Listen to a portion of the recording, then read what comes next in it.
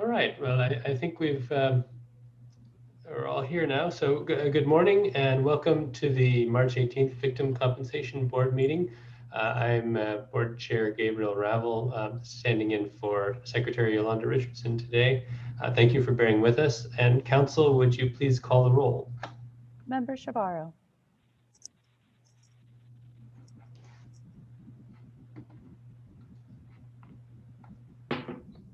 Member Shavaro.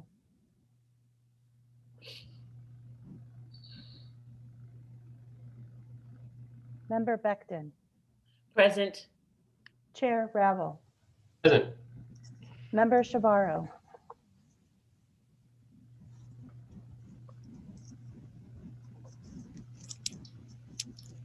Chair, while we do have a quorum, it does appear as if we have an issue with Member Shavaro. Can we have a moment, please, to try to resolve that? Of course.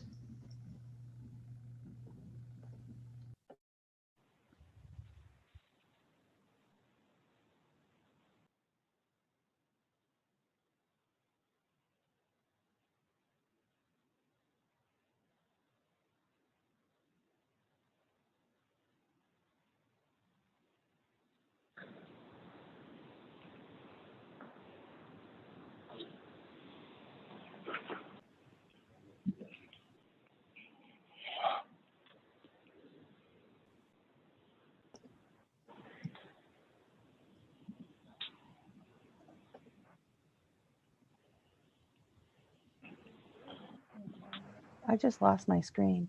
Member Shavaro, are you present?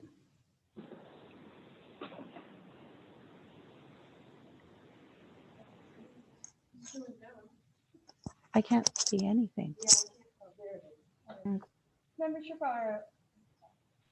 Member Shavaro, this is Executive Officer Gledhill. Can you hear us?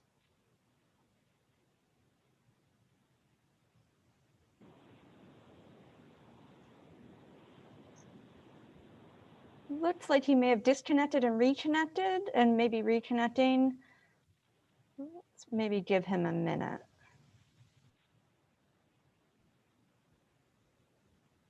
Do you hear me? Thank Yes, you, sir. Now we can hear you. There you are. Okay, thank you.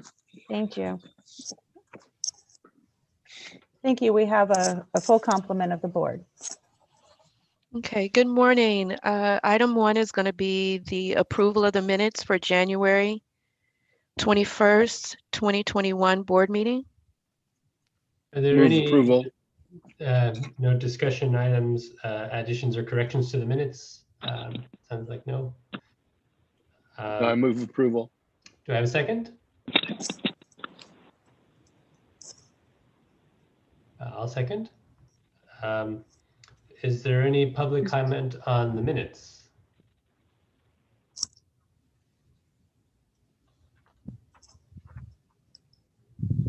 Okay, hearing none. Now, Council, will you please call the roll? The motion before the board is the approval of the January 21st, 2021 board meeting minutes. Member Shavaro. Aye. Member Becton. Member Becton, perhaps you're on mute. Approved. Thank you. Chair Ravel. Aye. Motion passes. The next item is public comment. This is the opportunity for the public to comment on items that are not on the agenda. As any items discussed during public comment have not been agendized, the board is not permitted to take any action on these matters at this hearing. For those on the phone, if you previously indicated your desire to offer comments during this agenda item, we will be calling on you by name or phone number. For those participating via Zoom, please raise your hand if you wish to offer comment, and we will acknowledge you and let you know when it is your turn to speak. Ms. Burrell, I do believe we have Eric Gallegos who wants to make a public comment. That is correct, yes. Okay, please go ahead. My name is Eric Gallegos, and this is my comment. As a deafblind individual, I require support service personnel, which is known as SSP, a person who is trained to provide in-person support to deafblind people.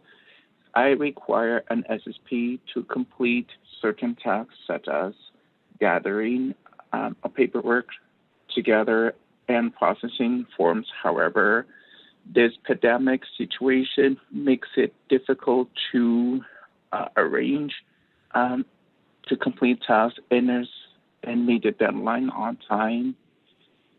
Even worse, I am struggling to get the necessary medical care and pursue justice. At the same time, it is unfair that these perpetrators are taking advantage of me because of my disability. That said, please accept my appeal. Thank you.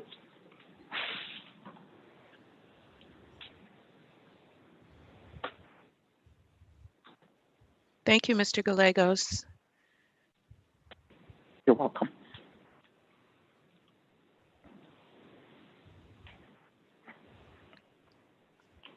Is there any other public comment?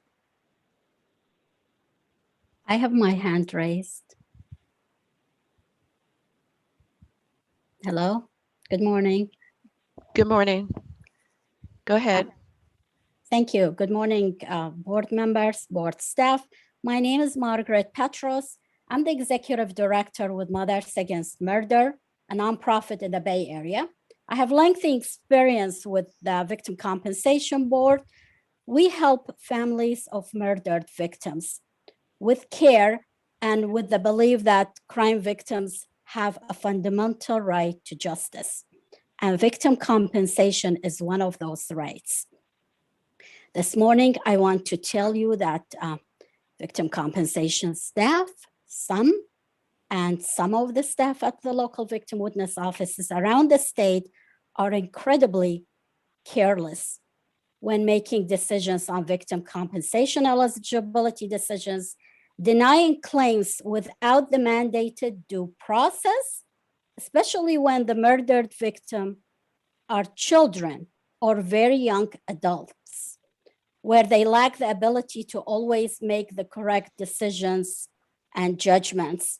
But what is most troubling is how the legal team at the headquarter office is allowing these denials to move forward and participate in further violations of victims' rights. This morning, under your agenda, as a closed session, there is a claim number A20-8065450 that there was no hearing given to the family when requested. Legally, applicants have that right, but that was just intentionally overlooked. And I believe, as their advocate recently involved in and authorized to help them, it is before you as a final denial, but we don't know that because even after I asked for a copy of the full file, it was sent to me, but without that written notification that is in front of you. The family was not notified this hearing is happening. Please imagine how their rights are being violated and how this is legal. We hear a lot about criminals' rights, and that is fine. That is very much necessary, needed, but victims have rights as well.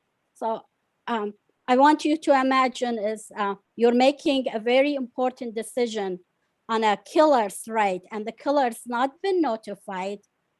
He's not there to defend himself. The same exact thing is happening today in front of you on a victim's claim. They've not been notified even after I asked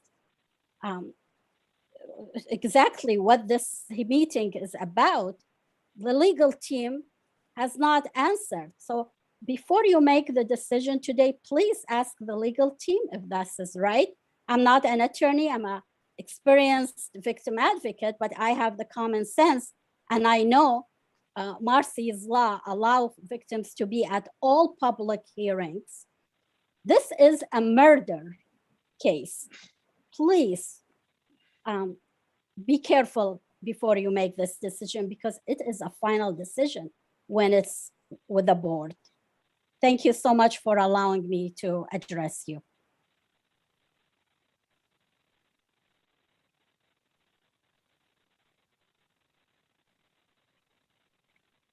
Thank you, Ms. Petros, for your comment. I see Ms. Sanchez, your hand is up. Yes, good morning. Thank you. My name is Gauri Sanchez. I'm a licensed marriage and family therapist, and I'm the clinical director for the Stockton Trauma Recovery Center, one that you guys, BCB has funded since 2015. And the reason why I wanted to do a public comment is because we received the news that the Stockton Trauma Recovery Center will not be continued to be funded in this new cycle period. And it's really heartbreaking for our community, as we're the only trauma recovery center in the Central Valley that offers free mental health services to victims of crime, and especially those who are very vulnerable during this time of the pandemic. And so I would like to request if you guys can, we can appeal the decision and see if there's any additional funding, so that you guys can continue to fund existing TRCs. I know we're not the only ones. I know there's also 3 trauma recovery centers that were defunded, and they're already existing. And I really think it's really causing hurt to the community, hurt to especially during this rough time that people are going through a lot of depression, anxiety, a lot of domestic violence crimes and child abuse has increased due to being quarantined in the house. And so taking away this grant would be removing a lot of healing services to our community. So I just wanted to see if we could appeal it, and just wanted to request and also showcase the damage that it would do to not only the organization, but the whole valley, as we're the only ones again in this valley. Thank you. Thank you, Ms. Sanchez. I see that there is another person with their hand up, Ms. Cherniak. I apologize if I said your name wrong. Not a problem. Thank you so much. My name is Masha Cherniak. I'm a very concerned board member of Fathers and Families of San Joaquin and Stockton. I want to let all board members know that we are in a mental health crisis still. We're in an economic crisis, and we are just beginning to recover from a global pandemic that has affected the working poor hardest of all, especially in regions of the state like the Central Valley that make up the majority of our essential workforce. I am shocked to hear that you all voted to remove funding from the only Central Valley Trauma Recovery Center operated by Fathers and Families of San Joaquin without any clear explanation and without an opportunity to appeal. As Gaudi mentioned, the center is one of its kind in Central Valley, and a region that is truly hurting right now. So I respectfully request that you reconsider your proposed decision to discontinue funding for the Stockton Recovery Center. The ramifications of your current decision are going to leave poor families hurting even more. And I urge you to talk to us, the board of directors, all of our community partners, funders, to figure out how we can keep our doors open during this critical time. Thank you so much. Thank you. Next, we have Dr. Santisipin. Sorry again. No, great job. Well done. Okay. Good morning, everyone. My name is Dr. Harris Santisteban. I'm the co-executive director at Fathers and Families of San Joaquin, and I wanted to sort of add what my colleague has indicated. It is alarming and extremely concerning that this has happened. We've been in inception with CalVCB since 2015, doing remarkable work. In fact, our numbers indicate that due to our work, crime has decreased by 40% in Stockton. In addition to that, in some of the conversations and collegiate work with CalVCB, there was even opportunity that we saw that even Fresno had a high need of these services, where we even also wrote to expand to Fresno, because we have seen this past year alone an 80% increase in crime. in Fresno. Before the pandemic, we have farmers and community members driving all the way to Fresno to get our services for free of charge. So the need is there, the necessity is there, and the drastic and dire harm that this will cause to this community is immeasurable. We have made enormous strive for progress and improvement over the years. And so we're asking you to reconsider, we're asking you to partner, we're asking you to meet with us, to have a conversation around ways that we can strategize to keep this process going.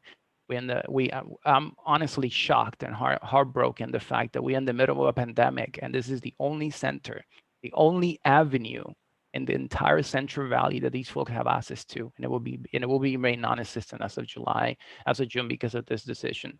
So again, we ask you to reconsider. Thank you. Thank you. Next, we have Mr. Macias. That'll work. Good morning, board. Thank you for this opportunity. I just want to echo the sentiments that my team has already referenced in terms of services in the Central Valley. This decision that was made to defund the Stockton Trauma Recovery Center stifles the ability of our communities to heal and shuts down their voices in this process. And I know that's not what CalVCB is about. And when you look at this geographically, we are the only trauma recovery center in Central California. So what we have done is we have created a budget that is inequitable across the state and contributed to the historic marginalization and oppression of the communities that we serve. And I'm confident that is not what we are about as well. So I hope that we can reconsider and lift up these communities that we've been working with, because we already know the statistics, right? Only 1 in 10 seek access to social services. You have just pushed 9 people into survival mode until the next funding cycle.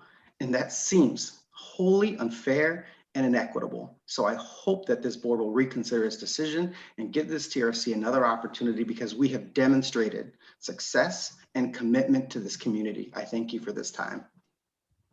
Thank you.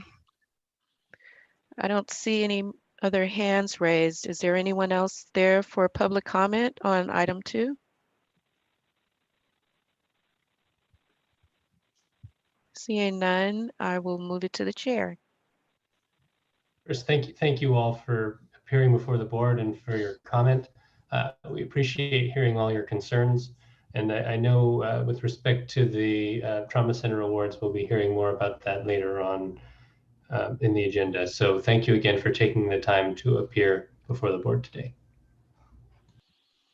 Okay, moving to item 3 is the Executive Officer Statement, which will be presented by Executive Officer Linda Gledhill. Good morning, board members. Thank you for being here this morning. I wanted to start by thanking the Cannabis Control Appeals Panel, which is allowing us to use their boardroom. I mentioned at our last meeting that we are no longer using the boardroom that we had previously been using on the first floor. We will meet here virtually and then in person when we return to meeting in person. It's located on the 3rd floor of our building. It's a new and very well-equipped room. Our IT staff has been assisting them in their hearings, and they've graciously allowed us to use their room. So we appreciate this partnership with our fellow state entity. With the 1-year anniversary of the pandemic so much in the news, I wanted to thank all of you for your support over the past year as CalVCB has coped with the immense challenges of moving all of our staff to telework and supporting its employees during this time. As I said in my email to all staff marking the occasion, I continue to be impressed by their commitment to the victims of California. As more and more people are vaccinated and infection rates continue to decline, there appears to be light at the end of the tunnel, but we know things won't be the same. We expect that there's telework here to stay, but we are looking forward to returning to something resembling normal. As always, we're committed to carrying out our important mission to support victims of violent crimes while keeping our employees safe and healthy. We also recognize that there may be victims who were unable to access our services during the pandemic. We're exploring ways of letting them know that we are available to help them if they qualify for any crime activities that have happened over the past year. Over the last couple of months, I've held individual meetings with every unit here at CalVCB. I wanted to check in with all employees to see how they are doing, answer questions, and make sure they're getting the support and resources they need to do their jobs. I was very encouraged by these meetings. I heard questions and concerns, of course, about a number of topics, but mostly positive reinforcement about the direction of the organization and steps we're taking to engage employees, foster teamwork, and accomplish our goals. Separately, the executive team has been working on developing a new strategic plan and a new employee recognition program, both many months in the making, and I'm pleased to report that we will be rolling those out to all staff and very soon.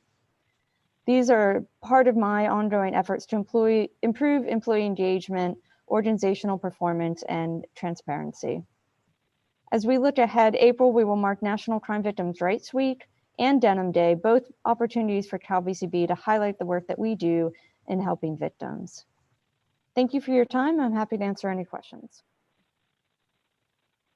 Thank you, Executive Officer Gledhill. I'm particularly interested to see about the new strategic plan when that's available. Are there any questions or comments from board members?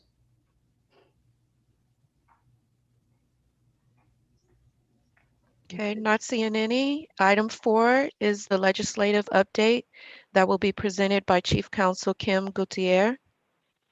Good morning. As you can see from your board binder, the state legislative session is well underway. The deadline for introducing bills passed in February, and there are several new pieces of legislation that could, if passed, significantly impact Cal VCB. I want to highlight just a few here. Legislation to compensate victims of police violence, a follow-up to the bill that stalled last summer, has been introduced. It is SB 299 by Senator Leiva. The new legislation proposes to compensate any individual who sustains serious bodily injury or is killed by police. We are working on analyzing this bill and will continue working with the bill's sponsor and providing feedback when requested. There are also 3 other bills worth mentioning. AB 1007 by Assemblymember Carrillo would compensate survivors of state-sponsored sterilization. AB 446 by Senator Glazer would change the standard for determining compensation, if compensation should be paid for an erroneous conviction claim. SB 586 by Senator Bradford would eliminate many fees that agencies and courts impose and that are used to fund the criminal legal system, including the cost of collecting restitution.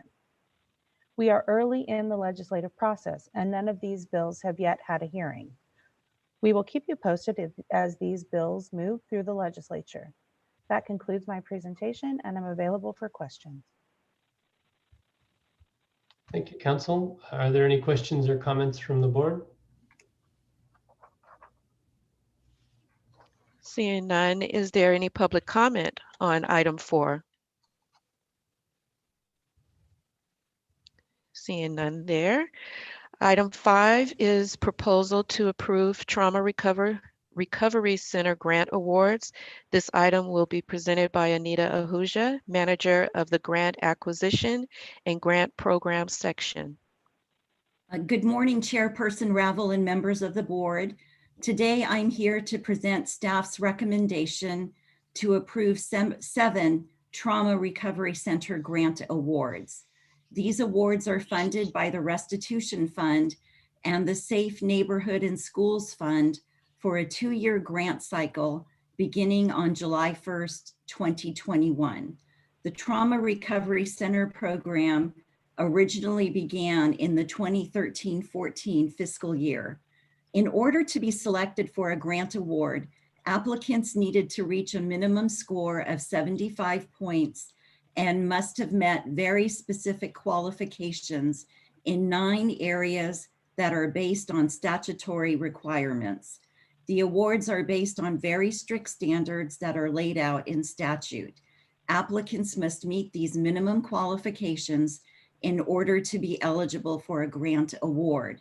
These minimum qualifications cover outreach and services to crime victims who typically are unable to access traditional services, serving victims of a wide range of crimes, offering evidence-based and evidence-informed mental health services, staff that includes a multidisciplinary team, offering mental health services and case management that are coordinated through a single point of contact for the victim with support from an integrated multidisciplinary treatment team, delivery of services that include assertive outreach and case management, ensuring that no person is excluded from services solely on the basis of emotional or behavioral issues resulting from trauma, including but not limited to substance abuse problems, low initial motivation, or high levels of anxiety,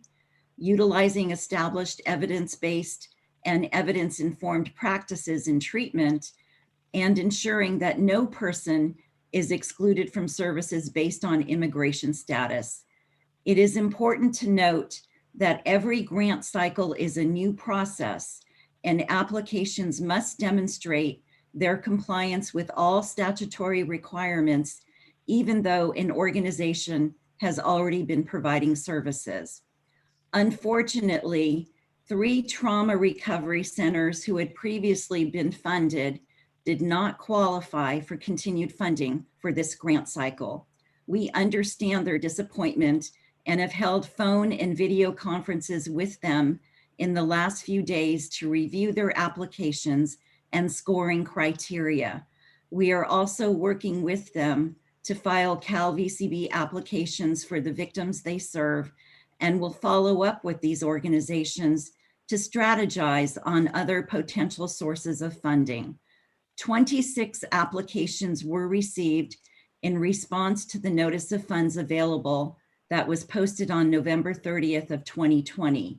This included a grant template, and after careful evaluation of the applications by the scoring committee, 7 trauma recovery centers are being recommended for funding. The funding recommendation is for a combined award of $12,868,000. The award recommendations are as follows: a quarter blue for $817,864, Amanasur Community Counseling Service for $3,852,000, Olive View for $3,686,677, the Partnership for Trauma Recovery for $1,031,615, Rady's Children Hospital for $1,066,422, Special Services for Groups for $1,388,000 and 354. Strength United, the University Corporation, for $1,025,067. This grant cycle will establish 3 new trauma recovery centers for A Quarter Blue, Amanasur, and Olive View, and will continue funding for the other 4 trauma recovery center applicants recommended for funding. I ask for your approval of these grant awards.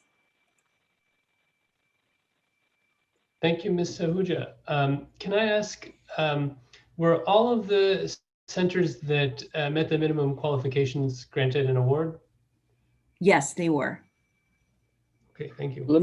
I also have a question. How is it that we've heard from so many of these groups that they're being defunded? If they qualified last year, why didn't they qualify this year? Every grant cycle is a new process, so they file a new grant application, and in the grant applications, the minimum qualifications were not met. So in a prior grant application, it's possible that the information provided did meet those minimum qualifications, but there was information missing in the grant cycle, in the grant application that was filed during this cycle. And they weren't able to provide that information? It was not in the grant application that was presented to the scoring committee. But did the scoring committee reach out to them to try to get that information? That was not part of the scoring committee process. When a grant comes to the scoring committee, the committee is supposed to review the application that is presented to them. Okay, we've heard from several groups, including Fresno, that they're the only providers out there that provide this service. And I have some concerns that they're being bypassed in this go around.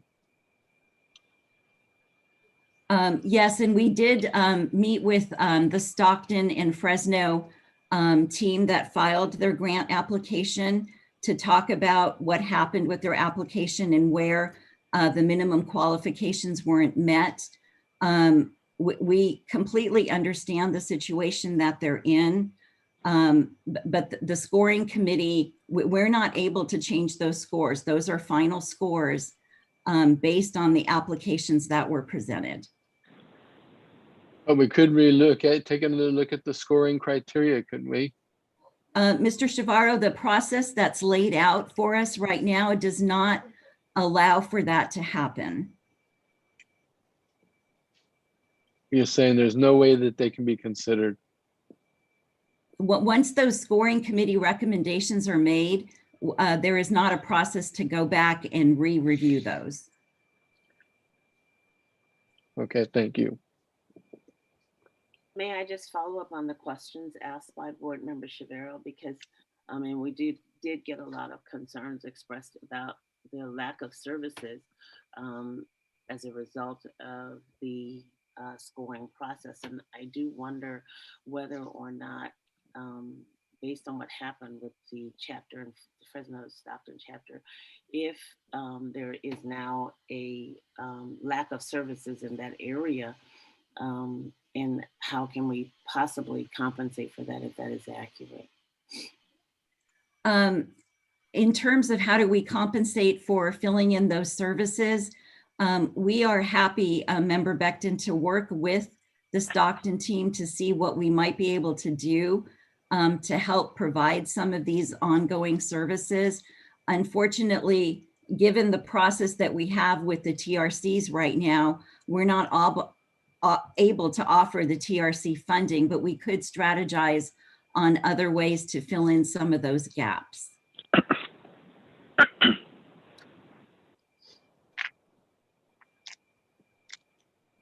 This is Dorit Saberi from Harbor UCLA Medical Center, the Safe Harbor Trauma Recovery Center. And I was wondering if I would be allowed a few moments to speak about our experience and in terms of what was just discussed about refunding and the process and the application. If I can kindly request a few moments. Go ahead, please. So we were funded in 2019 and have been functioning since July of 2019. We have a large number of patients we're serving. We're the only level 1 trauma center in Los Angeles that has these services for patients. And we've experienced a pretty significant growth in the number and also in staff. Our application scored very high. We're scored almost 90, where 75 is the minimum criteria. And it appears after a conversation with CalVCB that our application was dismissed due to a minimum requirement. And it was really a technicality where we're supposed to speak of not excluding certain populations. And we were very thorough in saying how we will include the population, but we weren't very explicit in saying we will not exclude them. So we took the position of staying more positive, saying here are the many ways we'll make sure to include these populations. And that technicality cost our funding for this year, which is of course like everyone else's voice, and I can empathize and validate everyone else's experience. It is devastating for the team and for the clients, especially for level 1 trauma center. That's Harbor UCLA, which is the first trauma center. If you're heading north from the south border, it's the first trauma center that you get to. And that reflects our demographics and our population and the high need we have. Thank you. Thank you. There's other hands up. Mr. Macias, you want to go ahead? Yes, thank you. I appreciate that. And I do want to echo what Ms. Saberi just referenced in terms of technical language, particularly around this idea of serving populations. I went back and looked at our grant narrative, and it's clear that not only do we serve victims of crime, but we reference undocumented communities, indigenous communities that spoke Mam and Native Guatemalan or Aztec languages. It may not be explicit, but it's there. And the history of the Stockton TRC demonstrates this. I think our work speaks louder than anything we could have written in there. The data reflects our outreach in the community and the work we've done with victims. The supervision from Ms. Sanchez and the clinical team was there as well. So I think there's a real struggle with this requirement that we had to be explicit in the language, and there wasn't consideration for the actual work that was being done on the ground. And I have to apologize, but I don't feel like this conversation around how we might assist is sufficient to the thousands of victims of crime who will be left unassisted because of this service desert that's going to be created by this funding cycle. So I hope again that we can reconsider where we are or look at additional funds that might be available to keep this. Because again, from Sacramento all the way to Los Angeles, there are no TRCs for historically marginalized communities. And that can't happen, not at this time and age when we're realizing the systemic racism and lack of services to these folks. Thank you. Thank you. I agree with Mr. Macias. That's a very well thought out presentation. Thank you. Go ahead, Ms. Sanchez. I echo what like Mr. Macias and Mrs. Sabari, share. Again, those things that we didn't meet the minimum requirements is really, we have been practicing this. This is how we practice. That's why we have, of course, we even have healing the healers events, for our own staff. So making sure that they're not having a lot of vicarious trauma. Even through this pandemic, we made sure that they were, providing service, but also taking care of them. We pivoted quickly to providing teletherapy to our community, providing iPads for our communities, everything that we can. We look at it and a removing barriers approach, because mental health services is something, it's a luxury for our community. And to be removing that is almost setting us back to where we were at. Like Michael Macias said, we have people, undocumented people, we have people who normally will not access healing services because they're afraid of speaking up to law enforcement, afraid of even, saying that they've been victimized, right? And so we reach the hard people that will not even access this at all. Of course, case management and coordination of care is there. We understand that, again, mental health services are not something that where our community is used to, right? Matter of fact, most of our community is not even access to mental physical health, right? Because of insurance and things like that. And so, of course, we offer health service case management to even in all the individuals, all of our services to everybody, and we don't exclude anyone. We have a dynamic multidisciplinary staff that's been in practice since 2015, and I think it's in the practice should have more weight than what was actually written in the technical, words that we maybe didn't use the term correctly, right? And so, again, this is really since 2015, our community has become this is a safe haven for them. They know that this is a space that they can come and feel safe, feel they can share their vulnerability with us. And so removing this would really just affect all of Central Valley. So thank you. Thank you. Go ahead, Ms. Cherniak. Thank you. I also want to say that as a board member, you're asking us to make a really tough decision, basically to lay off some of the most brilliant human beings I've ever met in my life, who are offering life-critical services to the poorest residents of our state because of technicalities and because of a process that obviously does not work and measure our impact and our success. I urge you as the board, leaders of our community, to look at the process and to amend it, to create a new one, to fix this situation, because it's unacceptable. We have literally traveled the nation sharing the success of the TRC in Stockton. It is a national model that is being lifted up by communities of color who have been disproportionately locked out of mental health services. And you're gonna do this during a pandemic. So I am at a loss for words other than you need to lead. Thank you. Doctor, go ahead. Yes. No, it's okay. A couple of things I want to sort of recap.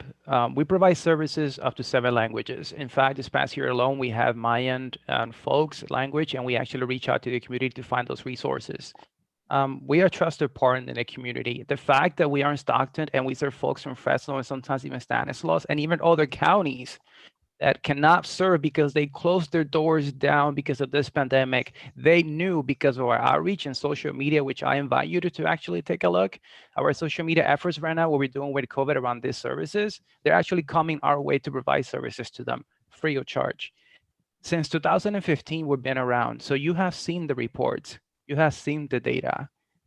You're aware of the work that we can do. When we talk about mental health, for many it's a luxury, for so many it's a privilege, and unfortunately, it is sad to say that it's a luxury for a community when it's actually a right, and you are removing this for so many people, for so many. We are a trusted partner, and the best part about this is that we are nationally known because we not only use best practices model, we also use a model called La Cultura Cura, which means culture heals, where we understand and internalize what's going on with the individual, honoring their culture, honoring their ancestry, because we believe that trauma involves everyone and is cyclical and it happens around their community. So when you understand trauma from the culture perspective, leveraging and using best practice approach that you model have created themselves and we have incorporated, we have been incredibly successful on that, where we have seen a 40% drop in crime in Stockton. And now the Fresno, is going up by 80%. Last report that I read in crime from intimate partner, domestic violence, from assaults, gun violence, and all these things. And basically, right now you are creating a desert.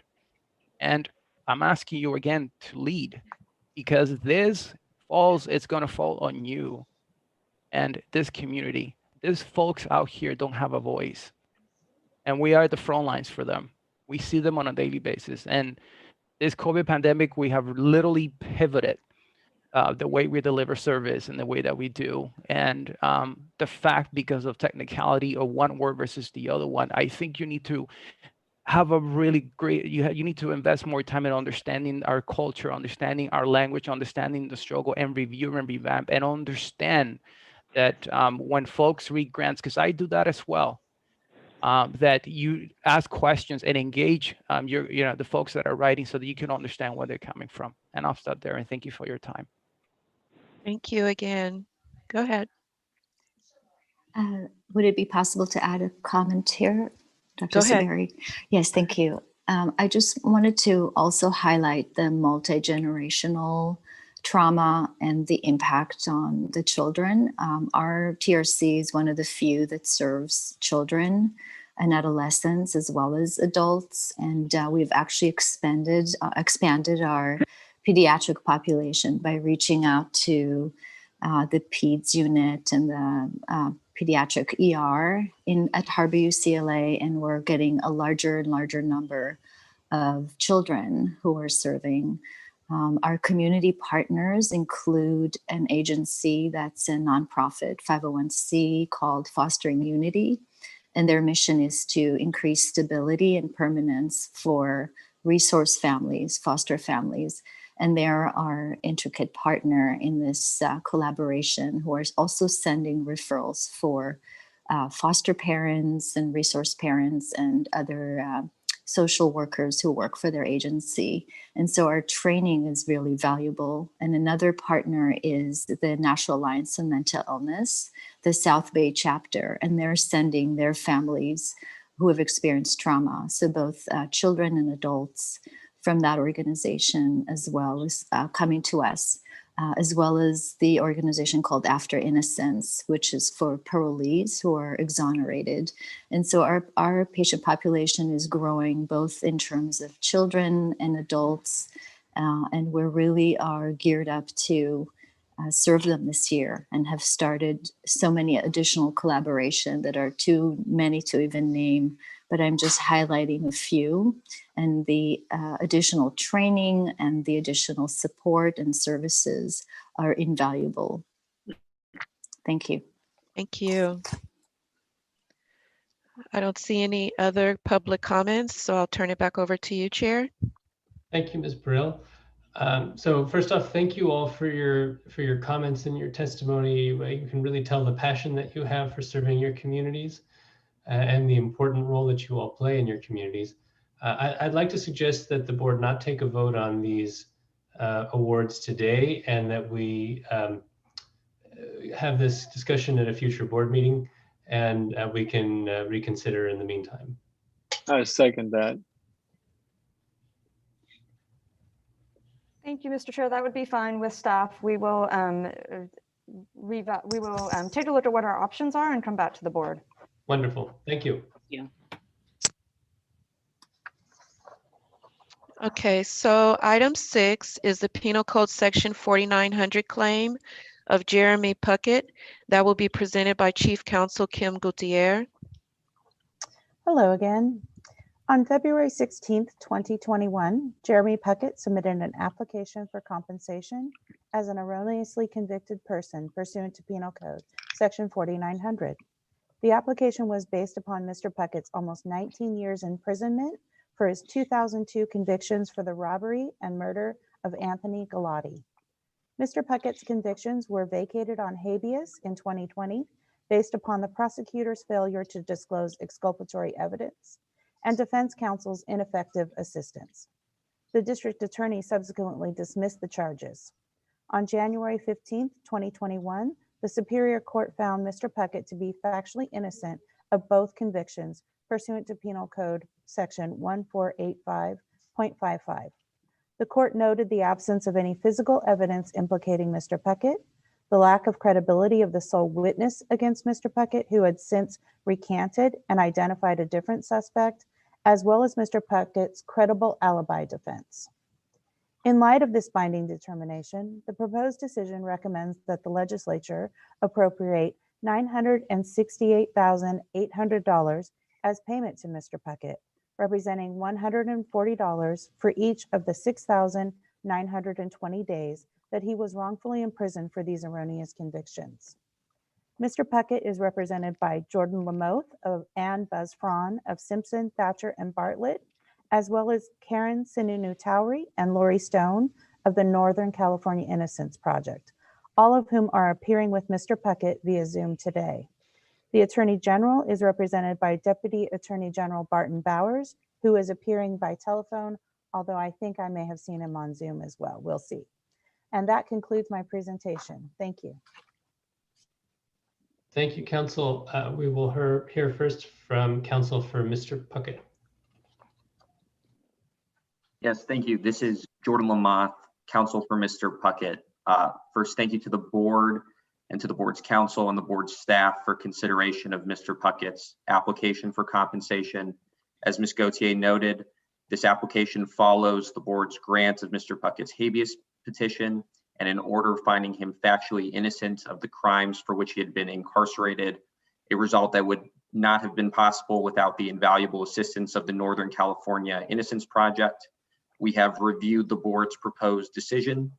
We agree with its recitation of the facts, its recitation of the law, and the proposed compensation amount. And we would urge the board to grant that application. And we're happy to answer any questions you may have. Thank you, Mr. Lamoth. And now we will hear from Mr. Barton Bowers from the Attorney General's office.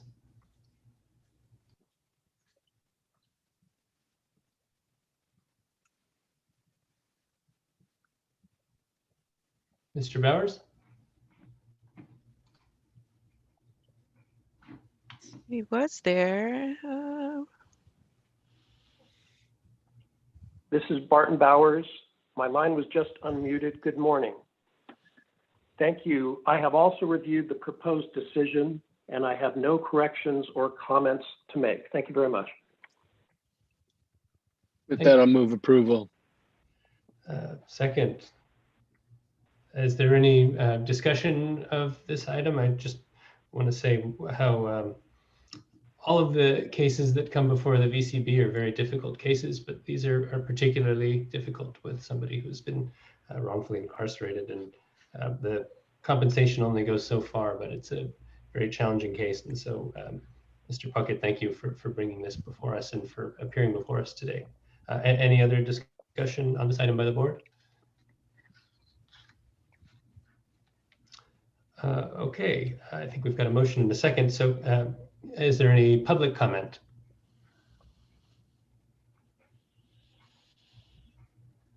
All right, hearing none. Council, will you please call the roll? The motion before the board is the adoption of the hearing officer's proposed decision in the Penal Code Section 4900 matter of Jeremy Puckett.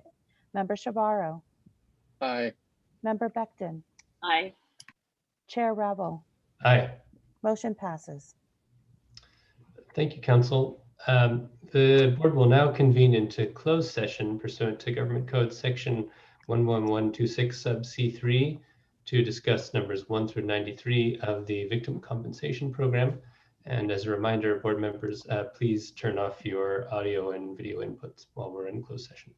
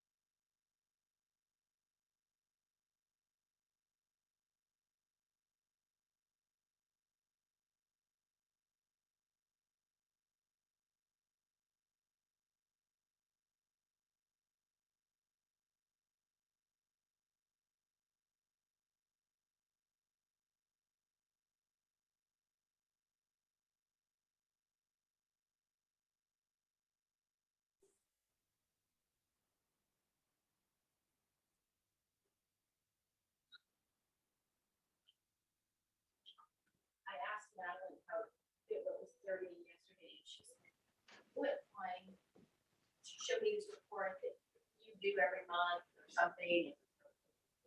You know, Madeline, and I'm like this too sometimes.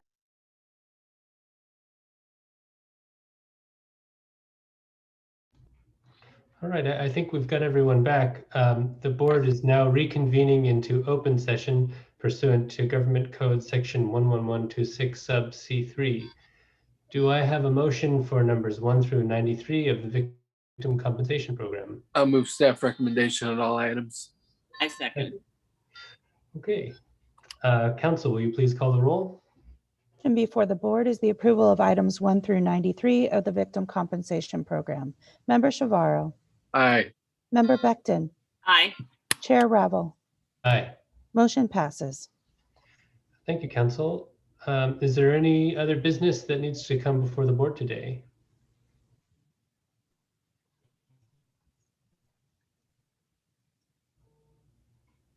Have a motion to adjourn? So moved. Second. Thank you. Council, please call the roll. Member Shavaro. Aye. Member Becton. Aye. Chair Ravel. Aye. Motion passes. I just want to say thank you to everyone for your comments, and the next Thanks, everybody. meeting is scheduled to occur on I'm sorry. It's scheduled to occur, the next board meeting is scheduled to occur on May 20th, 2021. Thank you. Thank you. Goodbye.